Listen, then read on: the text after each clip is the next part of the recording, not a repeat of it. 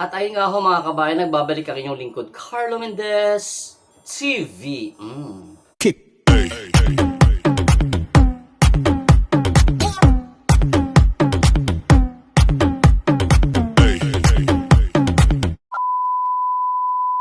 At ayun nga ho mga kabayan, magandang araw ho ng Saturday sa inyong lahat. Wish ko na nasa mabuti kayong kalagayan, kalusugan at puno ng biyaya sa pang-araw-araw ninyong mga pamumuhay. Alam nyo yan, ha? At ngayong araw ng Sabado mga kabayan, hindi po tayo nakapunta doon sa 40 days ni Mahal Tesorero dahil marami po tayong inayos na mga bagay-bagay sa lupain na alimbising. Ayan mga kabayan, ha?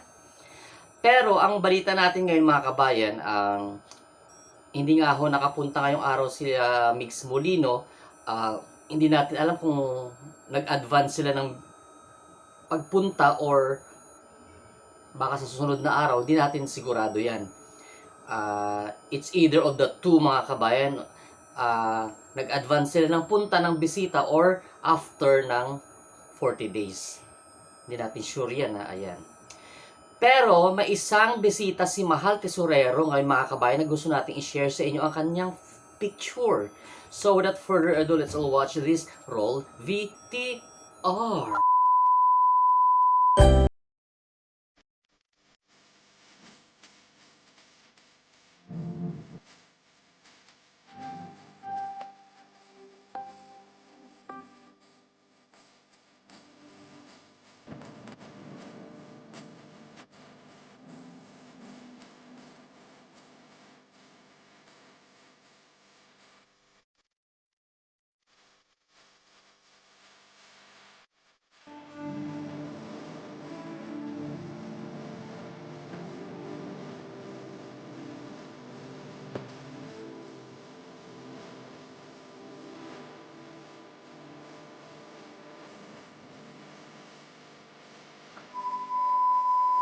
At ayan nga ho mga kabayan, totoo po ang inyo nakita, si Mura ho ang ando doon sa sementeryo.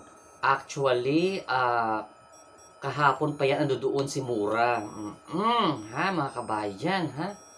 So, ngayon, at least, kasi yan naman ang hiling ni, ni Mura noon, nung namatay si Mahal, na madalaw niya itong si tandem niya dati na si Mahal Tesorero, at least napagbigyan naman siya mga kabayan. Okay, so ayun nga ho guys, no, ang daming nga pumunta doon, no, na parang nag-open sila sa fans, no, ang daming pumunta doon kanina sa Himlayan, no. At least na iraos na rin ang 40 days ni Mahal Tesorero mga kabayan. And ang isa pang ano oras ba ngayon? 5. After ng kanilang 40 days mga kabayan, ay didiretso ho sila sa isang resort. Kung saang resort yun, ayoko na magsalita. Baka kasi may sumunod na mga na mga kaibigan ni Imaw, tsaka kaibigan niya, ay nako ha, yung mga flying saucer dyan na mga nagbabantay sa paligid ng ng mga lupain na alimbising, ang mga chismosa, mga talakera dyan, baka biglang sumugod doon, nakatibak, tsaka nakatangga kayo, ha? Utang na loob, ha? Huwag kayong maging paparazzi. Paparazzi. Kung saan resort sila pumunta, that is a very private matter to tackle. Okay, mga kabayan. Hayaan natin sila mag-enjoy sila after ng 40 days ni Mahal kanina doon sa sementeryo. Okay? So, let us give them privacy on that matter. Okay? Yan lang po ang ating update ngayon mga kabayan, dahil sabi ng maraming sumasabog na ho ang inbox ko, ha? Patang email ko mga kabayan sa dami ng message. So ngayon ho, sinagot natin yung ibang katanungan. Ando doon nga sila sa resort mga kabayan, ha?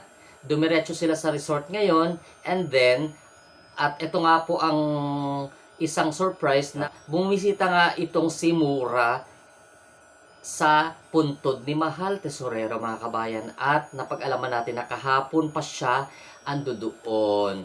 Nung nagpiprepare pa lang sila ng mga flowers doon, nag-arrange doon sa sementeryo.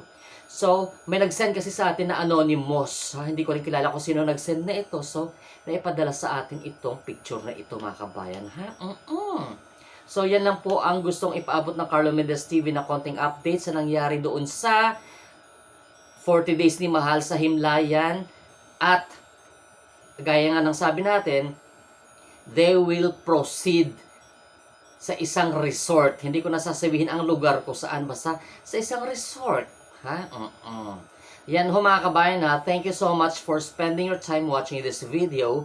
This is Carlo Mendez saying God bless Philippines, God bless the world, keep safe everyone. A happy weekend to all of you guys. Ha? Arriba. Bye-bye. Kasi maliligo pa ako. Diyos ko, makatin ang caps ko mga kabayan.